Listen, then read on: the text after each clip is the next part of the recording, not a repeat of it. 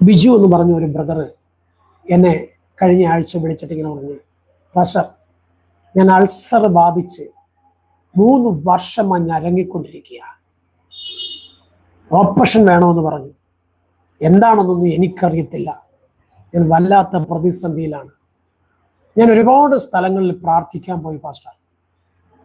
പ്രാർത്ഥിച്ചിട്ട് വരുമ്പോൾ അല്പം ആശ്വാസമുണ്ട്. അത് കഴിയുമ്പോൾ വീണ്ടും എനിക്ക് ആ വേദന തുടങ്ങും. ഞാൻ ചെയ്യാത്ത മെഡിസിൻസിലില്ല, ഇംഗ്ലീഷ് മെഡിസിൻ, ആയുർവേദവും അലോപ്പതിയും ഒക്കെ ചെയ്തു.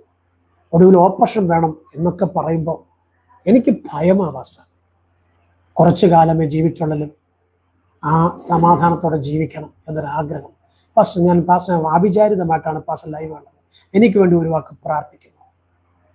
ഞങ്ങളുടെ സഹോദരൻ ഇത്രയും പ്രാർത്ഥിച്ചിട്ടും കിട്ടാത്ത വിടുതൽ ഞാൻ പ്രാർത്ഥിച്ച കിട്ടുമോ സഹോദര? പരീക്ഷണമാകല്. വിശ്വസിക്കാൻ കഴിയുമെങ്കിൽ ഒറ്റയാഴ്ചക്കകത്ത് നിങ്ങൾ ആൾസറിന്റെ പ്രോബ്ലം മാറും. 2 കാര്യം ചെയ്യണം. 1, അതികാലത്ത് എഴുന്നേറ്റ് കണ്ണുനീരോടെ ദൈവസന്നിധി പ്രാർത്ഥിക്കണം. എന്നിട്ട് കുറച്ച് ഇഞ്ചി വെള്ളം, ഇല്ലെങ്കിൽ ഒരു ചെറിയ കൊച്ചു മുന്തിരി വാങ്ങിച്ച് ആ വെള്ളത്തിലിട്ട് രാവിലെ കഴിക്കുക. ആ കുടലിനകത്ത് തണുപ്പ് വ്യാപരിക്കും. നിങ്ങളുടെ രോഗം പൂർണ്ണമായി മാറും.